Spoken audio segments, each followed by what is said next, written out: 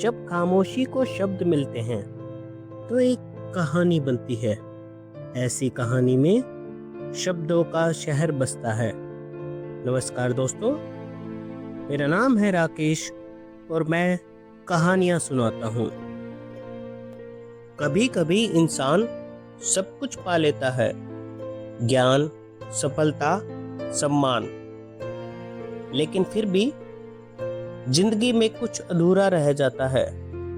यह कहानी एक ऐसे ही इंसान की है जिसने दुनिया की सबसे बड़ी विद्या तो हासिल की, लेकिन एक दिल को नहीं समझ पाया। बहुत पुराने समय में देवताओं और दानवों के बीच युद्ध चलता रहता था। दानवों के गुरु थे शुक्राचार्य। उनके पास मृत संजीवनी विद्या थी, जिससे मरे हुए लोगों को फिर से जीवित किया जा सकता था। इसी वजह से देवता बार बार हार जाते थे।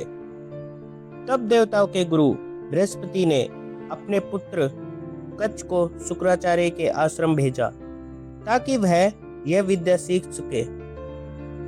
आश्रम में कच्छ की मुलाकात शुक्राचार्य की बेटी देवयानी से हुई।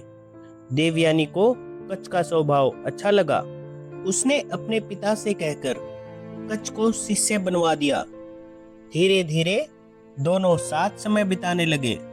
देवयानी के मन में कच्छ के लिए प्रेम बढ़ने लगा, लेकिन कच्छ का उद्देश्य सिर्फ विद्या सीखना था।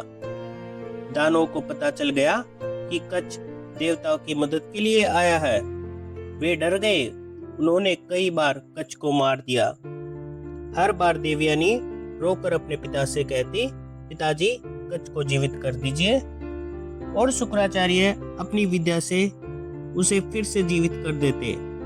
देवयानी का प्रेम और गहरा होता गया।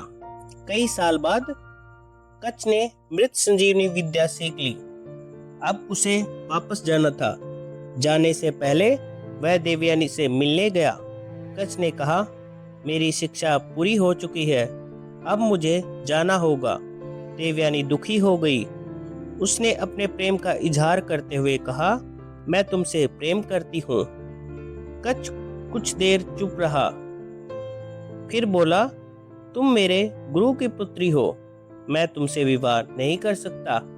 उसने कहा कि मेरा पहला कर्तव्य देवताओं के प्रति है। देवयानी का दिल टूट गया।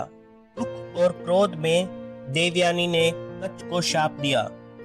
उसने कहा, तुम इस विद्या का उपयोग खुद कभी नहीं कर पाओगे।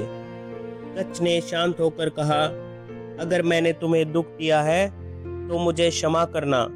इसके बाद वह वहां से चला गया। यह कहानी प्रेम और कर्तव्य के बीच के संघर्ष की कहानी है। कच्छ ने कर्तव्य चुना, लेकिन प्रेम खो दिया। देवयानी ने प्रेम किया, लेकिन दुख में क्रोधित हो गई। अंत में दोनों ही खुश नहीं रहे।